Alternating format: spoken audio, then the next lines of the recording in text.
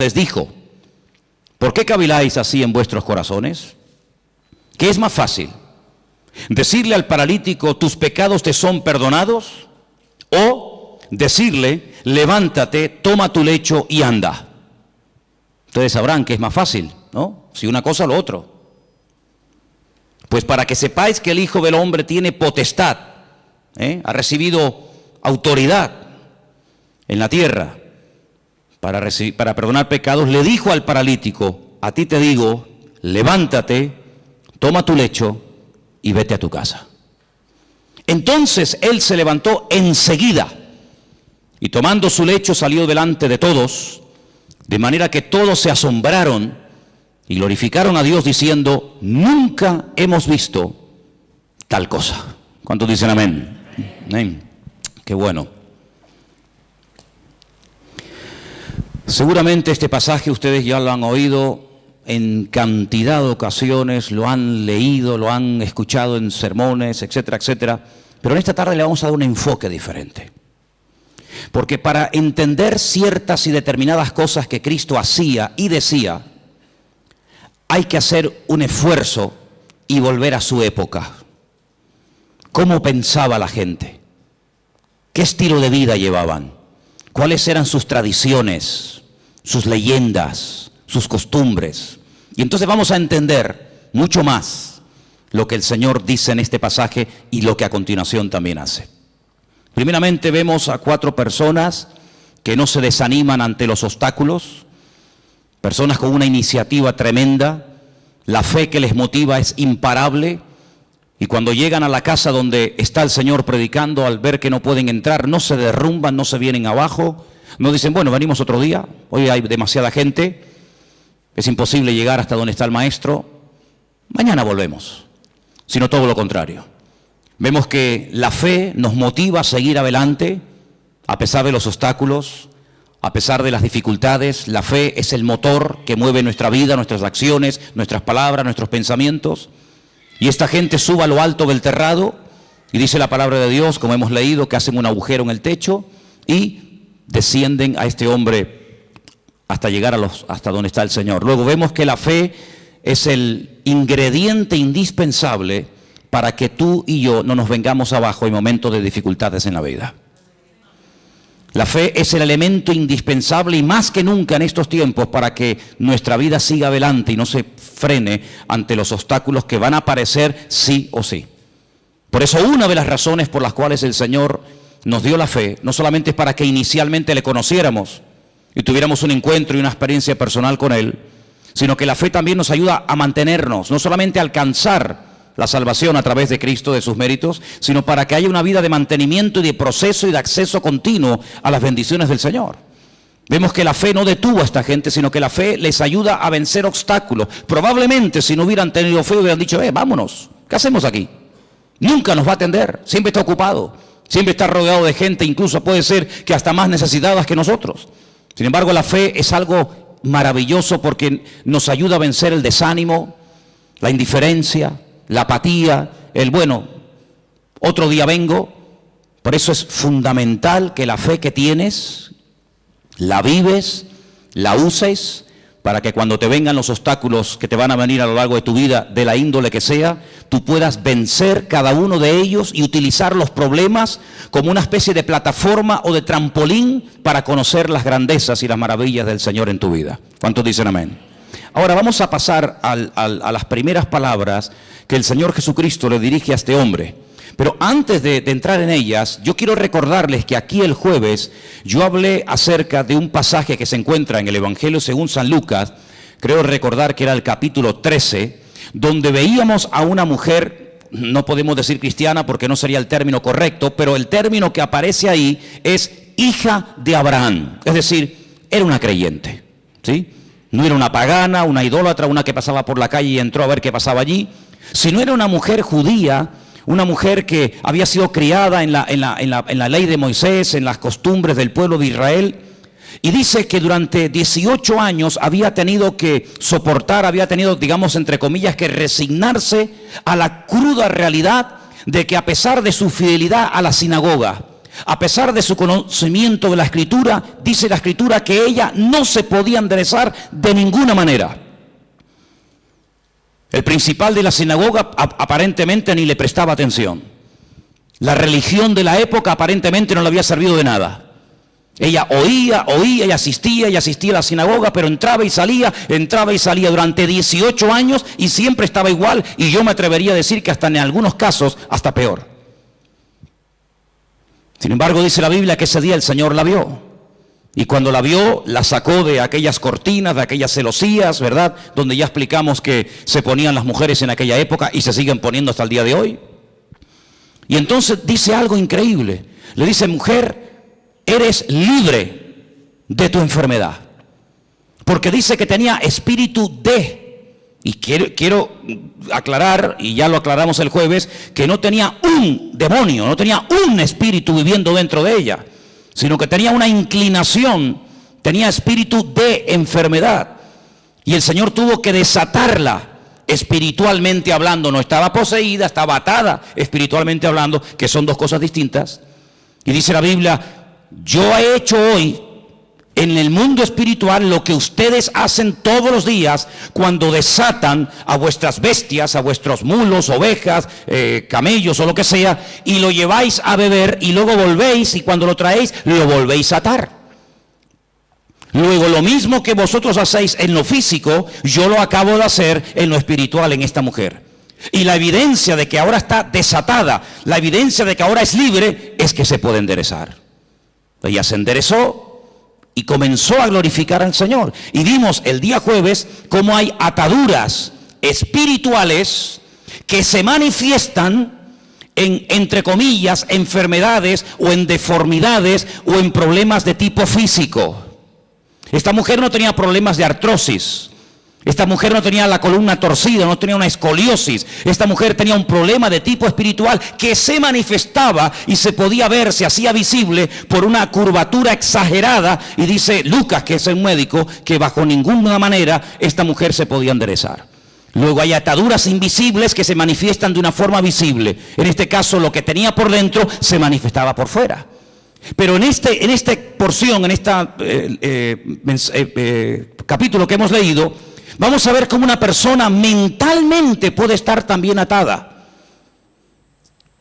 En aquellos días, la filosofía de vida era la siguiente: enfermedad, persona enferma, significa que esa persona está en pecado. Porque si no estuviera cometiendo un pecado, la enfermedad no podría tener ningún lugar, ninguna cabida en la vida de esa persona. Fijaros hasta dónde se llegaba. Claro que antes de la caída del hombre, la enfermedad no existía. La enfermedad vino a consecuencia de la desobediencia, de la rebelión del hombre, pero no necesariamente toda persona creyente en la actualidad que está enferma necesariamente está cometiendo un pecado. Porque esa filosofía de vida lo único que trae es condenación, y donde hay condenación Dios no está, porque Dios nos libra de toda condenación. Por lo tanto, en aquellos tiempos, cuando una persona estaba sana, casi rayaba el orgullo, porque decía: estoy sano porque soy justo, porque diezmo, porque oro, porque ayuno, porque soy buena persona, pero no tanto porque Dios tiene misericordia de mi vida y me da salud, sino porque yo, por mis méritos, casi he llegado a merecerme la salud que tengo. Por el contrario, cuando una persona estaba enferma, automáticamente se le señalaba con el dedo y se decía: ¿ves? Este hombre tiene que estar cometiendo un pecado terrible en su vida y Dios está enfadado con él, y la forma de manifestar que está enfadado es mandándole una enfermedad. Ahora podéis entender el pasaje de Juan capítulo 9, lo habéis leído, ¿verdad? Donde dice la Biblia que los discípulos pasan por un camino y se encuentran a un hombre que es ciego. Y la pregunta que le hacen los discípulos al Señor, ¿cuál es? Señor, ¿quién pecó? ¿Este o sus padres para que este hombre haya nacido ciego? ¿Os dais cuenta cómo ellos toda enfermedad que la persona estuviera pasando en ese momento la relacionaban directamente, causa y efecto, con un pecado que la persona estaba cometiendo? Los rabinos decían en aquella época que hasta que todos los pecados de la persona no fueran perdonados, nunca podría ser libre de cualquier enfermedad que tuviera. Ahora, con esta información, volvamos al pasaje. El hombre lo descuelgan por el techo, y cuando lo presentan delante del Señor, el Señor en ese momento, aunque lo pueda hacer y ahora lo veremos, en ese momento no dice, hijo, a ti te digo, yo perdono tus pecados. Eso no está diciendo el Señor. Eso es lo que muchas veces se ha dicho. Eso es lo que muchas veces se ha predicado, que en ese momento el Señor Jesucristo le está perdonando los pecados al hombre. Pero es que eso no dice la Escritura. Lo que la Escritura dice es lo siguiente: al ver Jesús la fe de ellos, versículo 5, le dijo al paralítico, hijo, que tus pecados ya han sido perdonados. No es que yo en este momento te los perdono, ¿me entendéis? Hijo, que estás siendo esclavo de una mala información, de una mala enseñanza que te han dado, y yo te digo que tus pecados ya han sido perdonados. Claro, automáticamente los que estaban allí, parece que había venido como una especie de un comando, ¿no?, del Sanedrín de Jerusalén para pillar al Señor siempre en el más mínimo fallo. Automáticamente comienzan a cavilar y tenían razón. Solamente Dios puede perdonar pecados, nadie puede perdonar los pecados. Pero si os dais cuenta, Jesús no está diciendo en ese momento, a ti yo te perdono los pecados, sino que le transmite la información del Padre, diciéndole, hijo, que tus pecados ya han sido perdonados.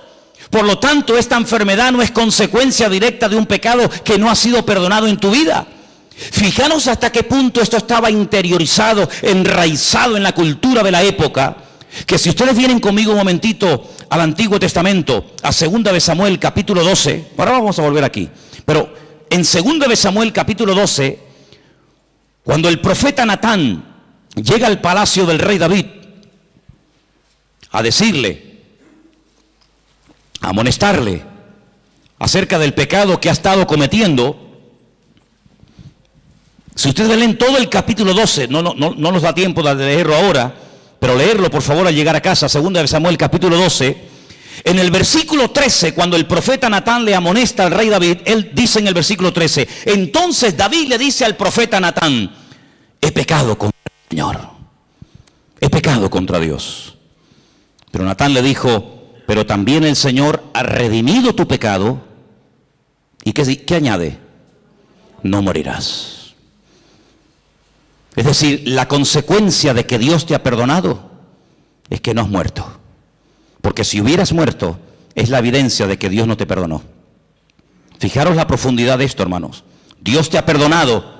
Sí, ya, porque tú lo digas. No. ¿Sabes por qué te ha perdonado? ¿Sabes por qué puedes estar plenamente convencido 100% de que Dios te ha perdonado a pesar de la que has liado? ¿Cuál? Que no morirás. Ay, amigo. Ahora cuando vamos al Nuevo Testamento y nos encontramos con esta historia que estamos analizando en esta tarde, nos encontramos que el Señor Jesucristo le dice a este pobre hombre, a este pobre paralítico, tus pecados han sido perdonados. Por lo tanto, no tienes que estar atado mentalmente. Aquella estaba atada espiritualmente. Este tiene ataduras mentales porque cree que su enfermedad es una consecuencia de un pecado que está cometiendo. Por lo tanto, el hombre ni siquiera se atreve a dirigirle ni una sola palabra al Señor. No le pide nada, ni clemencia, ni misericordia, ni nada. Porque la evidencia, según su mente, de que el Señor está enfadado conmigo, es que me tiene aquí postrado en esta cama, nada más lejos de la realidad. Mira, aquí tenemos un versículo que lo hemos citado millones de veces. Y el versículo es muy fácil muy fácil de entender. Conoceréis la verdad y la verdad os hará libres. Dele la vuelta al texto. En vez de creer en la verdad que trae libertad a tu vida, cree en una mentira y serás la persona más esclava y la persona más deprimida y la persona más amargada de todo el planeta Tierra. Porque así como la verdad liberta, la mentira esclaviza y ata. Este hombre estaba atado mentalmente. Claro, ¿qué rabino le iba a decir en su época? Tus pecados han sido perdonados. Pero si han sido perdonados, ¿por qué sigo enfermo? Bueno, ¿cuál es la evidencia? ¿Cuál es la evidencia? Porque claro, decirle, oye, que Dios es un Dios de perdón, es un Dios de misericordia, que tus pecados han sido perdonados, eso no cuesta nada. Por eso el Señor lanza la pregunta. Aquí hay un mensaje en dos direcciones. Primero hacia el paralítico y también hacia los escribas y fariseos que están allí cuestionando la credibilidad de dichas palabras. ¿Cómo se atreve este hombre a perdonar pecados? Es que no está perdonando pecados, está dando la información. Está trayendo consuelo y aliento y esperanza a un corazón que está creyendo en una mentira. Ahora eso hay que demostrarlo. Muy bien. Pues entonces ahora viene el momento de la verdad. Ahora lo que tienes que hacer es levantarte, toma tu lecho y sal de aquí caminando, y será la evidencia visible, el botón de muestra, que demostrará que efectivamente tus pecados son perdonados. El hombre toma su lecho, se levanta, se va, y el texto termina diciendo que glorificaron a Dios, se quedaron asombrados y dicen: nunca, claro, nunca hemos visto tal cosa, porque nunca le habían enseñado eso. Tú tienes que comenzar a orar, a pedir y a declarar por fe en el nombre del Señor lo que a ti te gustaría ver en tu vida. El gran problema es que muchas veces nuestras palabras, hermanos, son un obstáculo para que la gloria del Señor y el poder de Dios se manifieste en nuestra vida. ¿Quieres ver bendición? Habla bendición. Siembra tomates si quieres cosechar tomates. ¿Quieres cosechar patatas? Pues no siembres tomates, tienes que cosechar patatas.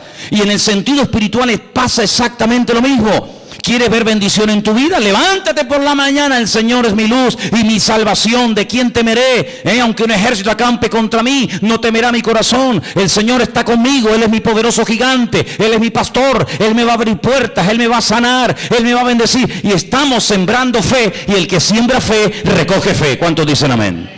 Por lo tanto, amados hermanos, tengamos mucho cuidado, no solamente con nuestras palabras, sino con nuestras actitudes y también, como no, con nuestros pensamientos. Porque mucha gente en aquellos tiempos era personas atadas, mental, física y espiritualmente, porque habían creído en las mentiras que muchas veces los hombres habían enseñado y se habían arraigado de tal manera en la forma de vida, en la cultura de la época, que la gente era esclava, no porque Dios estaba enfadado con ellos, sino porque ellos mismos se habían atado al creer en mentiras. ¿Habéis prestado atención a la lectura de esta tarde? ¿Sí o no? Jesús se va a otra población, a Nazaret. Coge el pergamino, el rollo del profeta Isaías. ¿Y qué dice? Yo he venido, ¿para qué? Para darle vista a los ciegos. Yo he venido a sanar y a curar a los quebrantados de corazón, a traer libertad a los oprimidos. En otras palabras, a traer esperanza, que ya bastante condenación y bastante amargura tenéis encima. Sin embargo, el Señor vino a darnos libertad de todas nuestras miserias, de todas nuestras pobrezas y de todos nuestros pecados. No es que el Señor anule la ley del Antiguo Testamento, pero el Señor viene a ofrecer la imagen de la misericordia del Señor, que nadie la estaba dando en aquellos tiempos. ¿Os acordáis cuando el Señor le habla tremendamente duro a los escribas y fariseos en Mateo capítulo 23? Si diezmáis esto, diezmáis lo otro, oráis, recorréis tierra y mar para ganar un prosélito y hacéis, pero os habéis olvidado de lo más importante, misericordia quiero y no sacrificio. Sois capaces de hacer sacrificios, de caminar, de sudar, de patear por aquí, subir montañas, hablar con este, hablar con el otro, de ayunar días y días, de diezmar las semillas, de colar esto, de colar lo otro. Y lo más importante, que es la misericordia. Pero ¿cómo van a aplicar misericordia si ellos no conocen a un Dios de misericordia? Hay gente, no sé qué concepto de Dios tiene, pero el concepto que tenemos que tener en el día de hoy de nuestro Dios es que nuestro Dios es un Dios de amor y para siempre su fidelidad, y es un Dios misericordioso. ¿Cuántos dicen amén? No es que pasa por alto el pecado, pero es un Dios que quiere perdonar, se goza en perdonar.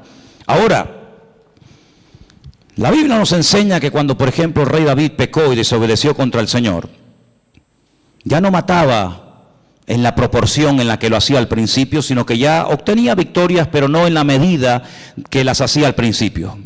Ya mataba de 1000 en 1000, en vez de 10.000 en 10.000 como al principio. Es decir, hubo un decrecimiento, menguó en la gracia del Señor en su vida.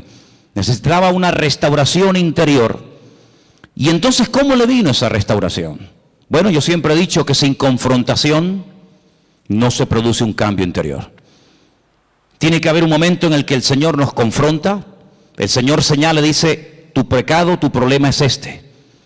En ese momento tenemos dos opciones: optar por el camino del medio, hacernos el loco como que no hemos hecho nada malo; optar por un camino que consiste en amargarme, en deprimirme, en condenarme; o escoger el camino correcto y verdadero, que es el de la misericordia del Señor.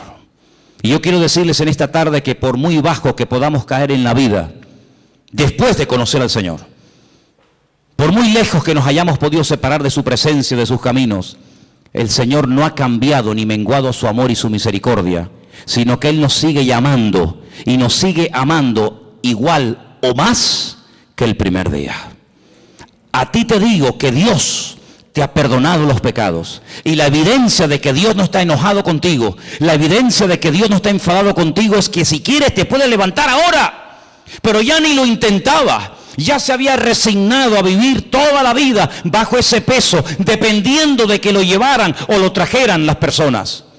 Sin embargo, amados hermanos, tú no tienes que depender de nada ni de nadie para caminar, para sentirte libre, sino que tu libertad no depende del hombre, tu libertad depende de la obra que Cristo ha hecho por ti en la cruz del Calvario. ¿Cuántos dicen amén? Dale un fuerte aplauso al Señor en esta tarde.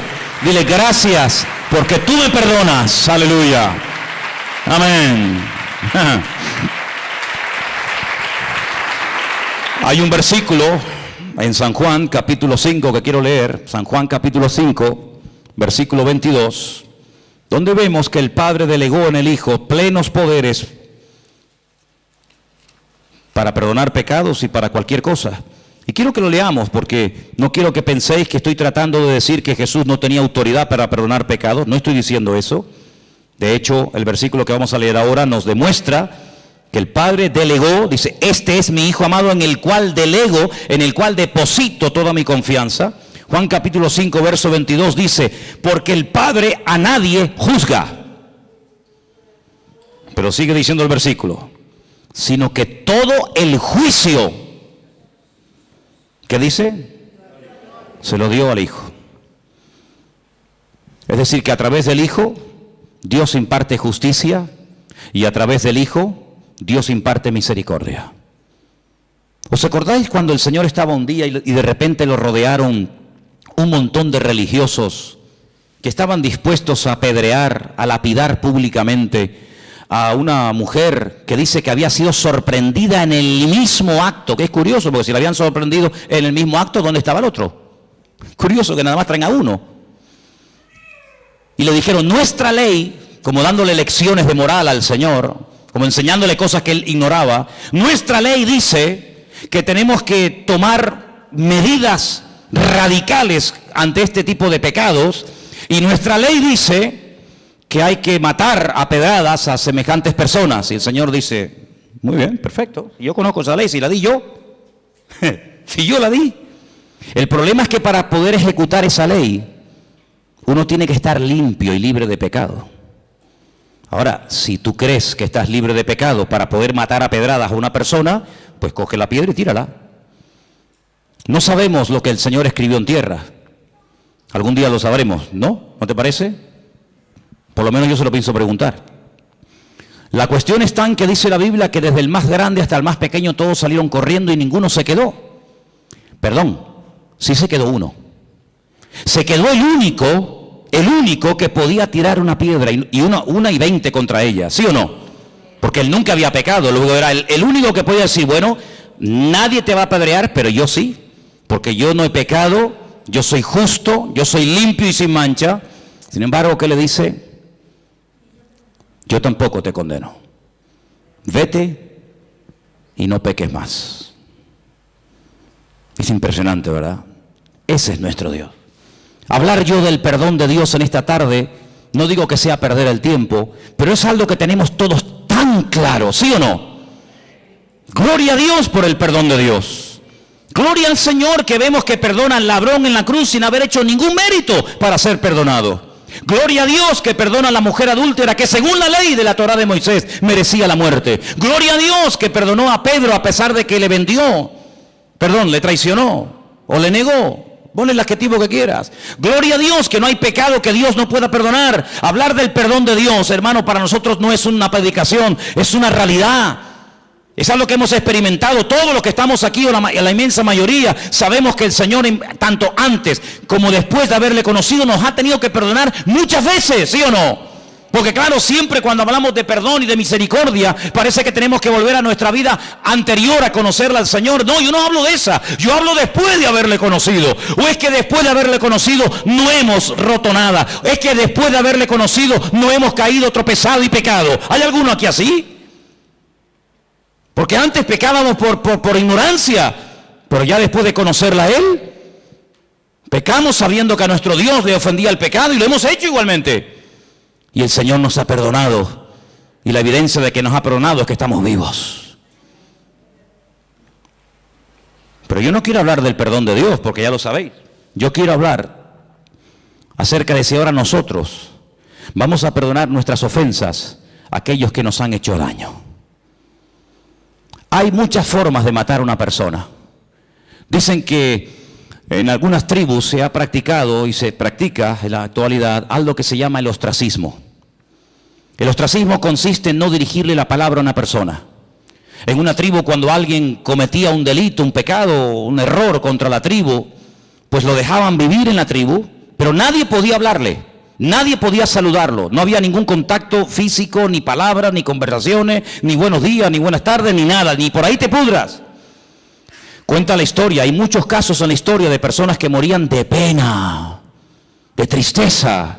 Incluso cuentan algunos casos en algunas tribus que la gente iba y se despeñaba, se lanzaba, optaba por el suicidio, porque era tan grande la carga continua y permanente. Y encima te lo recordaban cada 10 minutos o cada 5 minutos que la gente optaba por quitarse la vida. Cuando vamos al Nuevo Testamento encontramos la famosa oración modelo del Padre Nuestro, que en cierta medida, si conocéis lo que era el año de jubileo, está basado en eso. Cada 7 años y luego cada 50 años se tenían que perdonar las deudas. ¿Conocéis, verdad? Algunos dicen, algunos historiadores, algunos expertos en escritura, dicen que el Señor Jesucristo, cuando leyó la escritura en Nazaret, que se leyó esta tarde aquí, estaban celebrando el año de jubileo, pero ya nadie ponía en práctica lo de dar libertad a los cautivos, que era dar libertad a los esclavos, perdonar las deudas, devolver las tierras a sus dueños originales. Pero ¿qué dice el Padre Nuestro? Perdónanos como nosotros también perdonamos a nuestros deudores. Es decir, lo mismo que hemos recibido es lo mismo que tenemos que devolver.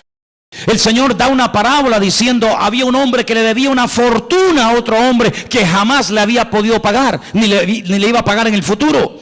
Y todo fue perdonado en un instante porque él pidió misericordia, él pidió clemencia y le perdonaron todo. Y este mismo hombre, con ese perdón, con ese alivio de no deberle nada a nadie, sale a la calle y se encuentra con uno y lo agarra por el cuello y le obliga a que le pague una deuda insignificante. Y el Señor, que le perdonó la gran deuda, le dice, ¿cómo es posible que hayas sido tan mezquino? ¿Cómo es posible que seas tan duro cuando tú me debías mucho más a mí y yo te perdoné todo? ¿No debías tú salir y hacer exactamente lo mismo? Es decir, hermano, aquí recibimos misericordia, ¿pero para qué? ¿Para sentirnos bien y dormir tranquilos y seguir la vida? No, no solamente para eso, sino que recibimos misericordia para que podamos dar y hacer misericordia al que nos ha ofendido. Porque ¿qué es misericordia? Hablando de todo un poco. ¿Qué es misericordia? Habrá que definir el término para saber de qué estamos hablando. Misericordia, así claramente, es tratar a una persona mejor de lo que se merece. Ni más ni menos. La Biblia dice, si saludáis a los que os saludan, ¿qué recompensa tendréis? Si amáis a los que os aman, ahí no hay nada, digamos, de extraordinario. El Señor viene en el Nuevo Testamento, con el nuevo pacto, con la irrupción de su persona en el reino, con el reino de Dios. ¿Qué nos enseña? A ir más allá de la letra, a ir más allá de la obligación moral de decir, bueno, he hecho esto, punto. No, a ir hasta la segunda milla. Señor, ¿y cuántas veces perdona? A ver, porque habrá un límite en todo esto, ¿no? O tengo que estar siempre perdonando, como si yo fuera un tonto. Y el Señor, ¿qué le dijo? Como diciendo, un número infinitamente de veces. Imaginemos por un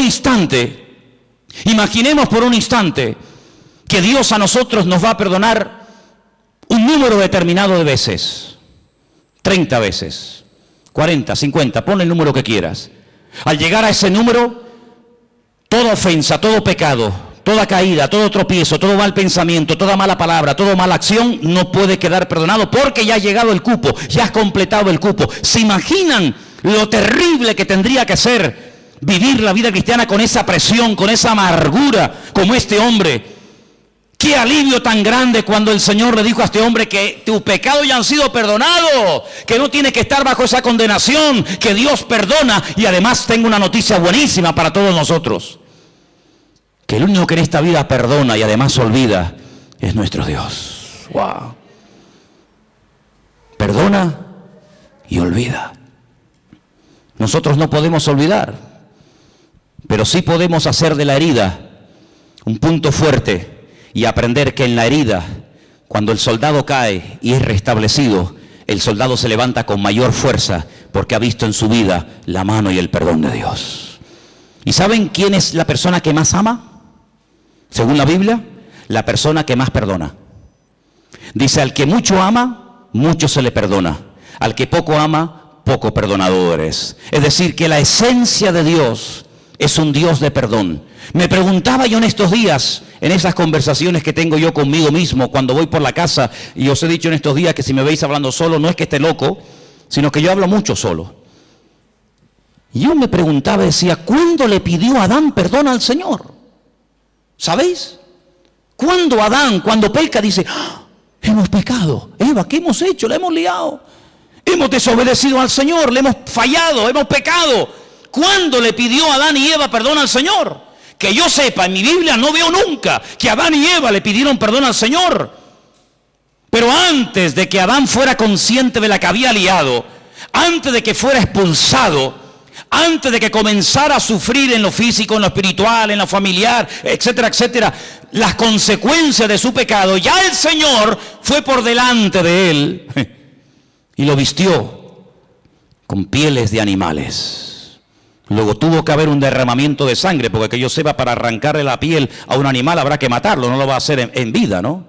Tuvo que haber un derramamiento de sangre, y cada vez que Adán y Eva veían esas túnicas que le habían hecho el Señor a su medida, no le quedaban pequeñas, ni grandes, ni apretadas, sino eran túnicas hechas a su medida. Cada vez que veían esas prendas, sabían que la habían liado, pero Dios los había cubierto con su justicia y con su misericordia.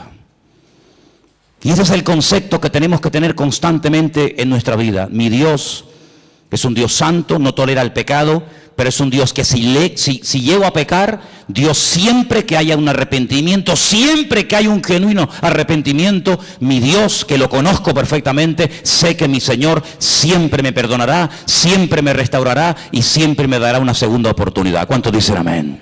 Dile al que está a tu lado, Dios perdona y olvida. Así es, aleluya. Dios perdona y Dios olvida. Bendito sea el Señor. Algo que hace años escuché y tal vez nos pueda hacer mucho bien en esta tarde a todos y a cada uno de nosotros es, cuando me encuentro en una situación, no sé, de enfermedad, de dolor, de tristeza, de angustia, en fin, de lo que sea, hazte la siguiente pregunta: ¿qué haría en mi lugar el Señor Jesús? Imagínate que una vecina, no sé, te tira agua sucia en la puerta, te raya el coche, te insulta, te critica, no sé qué. Por poner un ejemplo, ¿qué haría Jesús si la vecina de al lado de su casa donde él estaba posando esa noche le hiciera semejante detalle? ¿Qué haría el Señor? ¿Qué haría el Señor si alguien llega y te insulta y te amenaza y te denuncia y te no sé qué y te no sé cuánto? ¿Qué haría el Señor? Eso es lo que nosotros tendríamos que hacer. Ni más ni menos. Exactamente lo mismo que haría el Señor. Es interesante notar que cuando el Señor Jesucristo resucitó, la Biblia nos da una lista muy detallada de las personas, lugares que fue a visitar después de su resurrección. A una de las personas que específicamente fue para encontrarse con él, para restaurarlo, ¿sabéis de quién hablo, verdad? Del apóstol Pedro. Id y decirle a mis discípulos y a Pedro. Y el Señor Jesucristo se va desde Jerusalén, lugar donde había sido muerto, crucificado y resucitado, recorre prácticamente todo el país y se va justo al mar de Galilea, donde allí estaba Pedro, volviendo otra vez a las andadas, volviendo otra vez a la pesca, contagiando con su desánimo y con su decisión a otros discípulos para volver a la pesca cuando tenían que tener clarísimo que ya por ahí no iban los tiros, pero allí se va el Señor. Y el Señor se entrevista con Pedro, y el Señor restaura a Pedro, y el Señor le vuelve a decir algo tremendo, que a lo mejor tú y yo nunca le diríamos a nadie: pues apacienta mis corderos.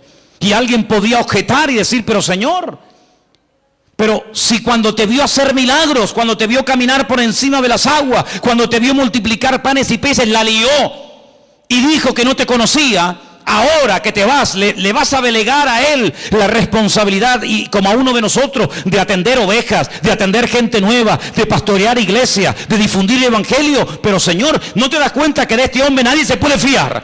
Que ya la lió una vez, y si la lió una vez, ¿quién nos asegura que no vuelva a hacerlo? Bueno, tenemos un pasaje tremendo para que veáis la reacción del Señor y la reacción del hombre ante un pasaje o una circunstancia parecida. Dice la Biblia que hubo un desacuerdo terrible entre Pablo y Bernabé. ¿Por qué? Porque dice que Marcos en el primer viaje misionero los había abandonado, ¿sí o no? Y llega el momento de celebrar el segundo viaje misionero y Bernabé dice: bueno, pues vamos otra vez juntos, Marcos, yo, Bernabé, y tú, Pablo, y Pablo dice: bajo ningún concepto, de ninguna manera. ¿Pero por qué? Porque este hombre nos abandonó en el primer viaje, ¿no te acuerdas? Que cuando se pusieron las cosas difíciles y cuando hubo problemas, cogió y se mandó a mudar y nos dejó tirados. Y Bernabé le habrá dicho: bueno, pero es verdad, tienes razón, yo estaba allí, yo sé lo que estás diciendo, pero vamos a darle una segunda oportunidad al chico. Ya ha crecido, ya ha madurado, ha pasado un tiempo, capaz que el hombre se ha arrepentido, ha recapacitado, se ha dado cuenta de que así no se puede ir por la vida. Ahora sí, ahora no, ahora cuenta conmigo, ahora no estoy para nadie. Y Pablo dice: bajo ningún concepto. Y dice que hubo tal desacuerdo entre estos dos grandes hombres de Dios, Bernabé y Pablo, que dice la palabra que Pablo se fue por tierra con Silas, y se fue Bernabé por mar a la isla de Chipre, de la cual era, con Marcos. Así actúan los hombres, así actuamos los seres humanos. Como dicen algunos, el que la hace la paga, ¿verdad? Ni perdono ni olvido, dicen otros. Terrible. Sin embargo, el Señor Jesucristo llega a Galilea y podía haberse reunido con Juan, con Santiago, con Tomás, con Felipe, etcétera, y decir: bueno, Pedro, tú me dijiste que no me conocías, tú blasfemaste, tú dijiste que no querías saber nada de mí, por lo tanto, déjanos en paz, vete con los tuyos, que yo tengo a mi gremio. No.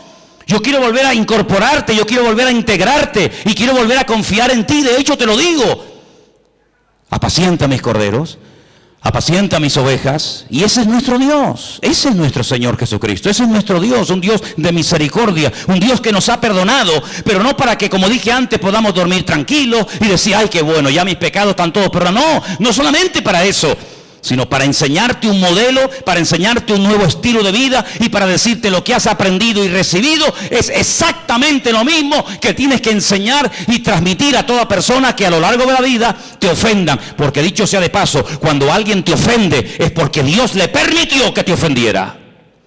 Algunos dirán: ¿cómo? No lo he entendido. Te lo voy a explicar para que lo entiendas. Cuando el rey David huía de Jerusalén porque su propio hijo Absalón, al que amaba con locura, fíjate cómo lo amaba, que viola a una de sus hijas. Sí, le quita el habla durante un tiempo, pero en el fondo David amaba con locura a su hijo Absalón. No hacía honor a su nombre: Padre, Shalom, paz, el Padre de paz. Y era un guerrero, era un traidor terrible.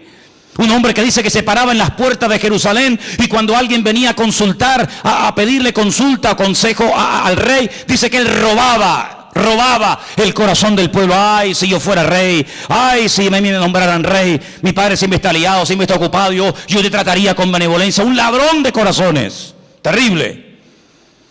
La palabra del Señor nos enseña que quería matar a su propio padre. ¿Qué hace David?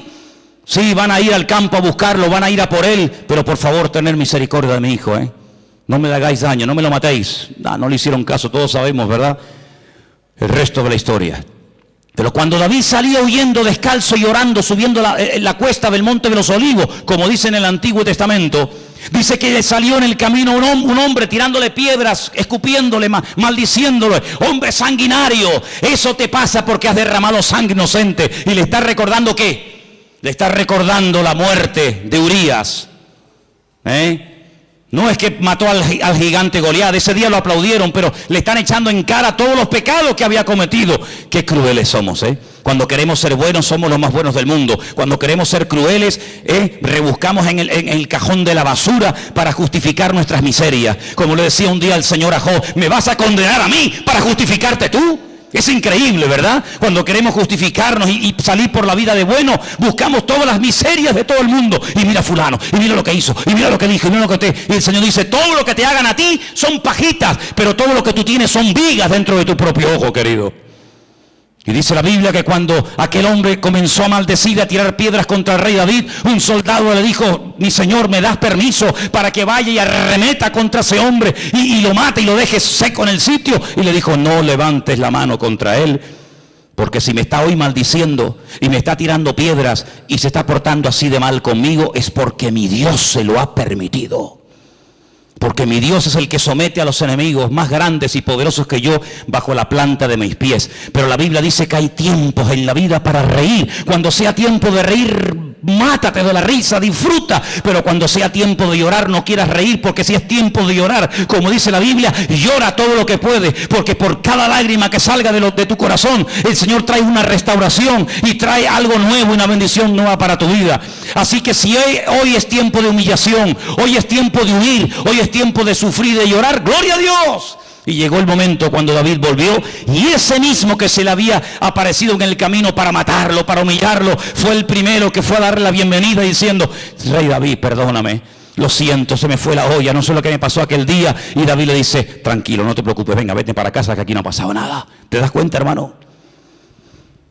Esto no es fácil, esto no se aprende tocando un botón ni leyendo un libro. Esto es una lección que tendremos toda la vida para aprenderla. Pero cuanto antes la aprendamos, antes vamos a crecer y antes vamos a madurar. Y estamos viviendo en unos tiempos donde Dios está poniendo a prueba el corazón de los hijos de Dios.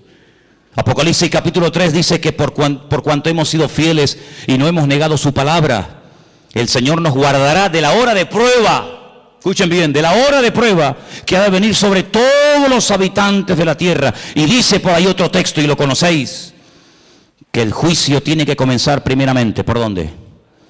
Por la casa de Dios. Dios tiene que comenzar a limpiar nuestras miserias. ¿Hay alguien aquí que pueda levantar su mano y decir, yo nunca he tenido problemas con la pornografía, yo nunca he tenido problemas con la crítica, yo nunca he tenido problemas con la soberbia, Por favor, cuerpo a tierra todo el mundo. No hay ninguno de los que estamos aquí esta tarde que pueda levantar la mano diciendo yo soy justo y jamás en mi vida por mi mente ha pasado ningún mal pensamiento, ninguna mala palabra, ninguna mala actitud. Increíble, nuestras miserias son terribles. Si no fuera por la misericordia del Señor, no tendríamos ningún derecho de estar tú y yo esta tarde en este lugar. Pero es la misericordia de Dios, no son nuestros méritos, no es nuestro conocimiento, no es nuestra experiencia, no es nada, sino es el amor de Dios el que nos permite estar aquí, a ti y a mí. Y si no fuera por el amor de Dios, nos barrería un plumazo a todos y a cada uno de nosotros. Por lo tanto, amados hermanos, vamos a aplicar lo que el Señor aplicó en nuestra vida, que nos hizo tanto bien, y fue perdonarnos y aceptarnos tal y como somos. ¿Y cuándo viene el cambio? Pues poco a poco, o hemos cambiado ya radicalmente, ya no hay nada en nuestra vida. Todavía hay cosas que tienen que ser superadas y cambiadas, pero hoy el Señor nos recuerda lo mismo que le dijo a aquel pobre paralítico que estaba atado psicológicamente. Hijo, que tus pecados ya han sido perdonados. Y cuando te levantes mañana por la mañana, o te vayas a dormir esta noche, o vayas conduciendo a tu casa, o me da igual a dónde vayas, recuérdate siempre que todos y cada uno de los pecados que cometimos delante del Señor, siempre y cuando hubo un genuino arrepentimiento, y le confesamos nuestros pecados a Él, dice la Biblia, Él es fiel y justo. Él es fiel y justo para perdonarnos de todo pecado. Y la sangre de Jesucristo, su Hijo amado, nos limpia de todo pecado. ¿Cuántos dicen amén? Cierra tus ojos ahí donde estás. Un mensaje clarísimo, sencillo y directo. ¿Para qué? Para que entendamos que Dios no está enfadado contigo. Para que entendamos que Dios es un Dios de amor. ¿Sabes contra quién se enfadó? ¿Sabes a quién abandonó? ¿Sabes sobre qué cargó tu pecado y el mío, el Señor, el Dios Todopoderoso, sobre su Hijo Jesucristo. Con Él se ensañó. Dios mío, ¿por qué me has desamparado? Contra Él el Padre se ensañó, lo dejó solo en la cruz. Permitió que lo escupieran, que lo coronaran con corona de espinas, que lo flagelaran vilmente, cruelmente, hasta la extenuación, que lo clavaran de pies y de manos, que se viera más solo que la una.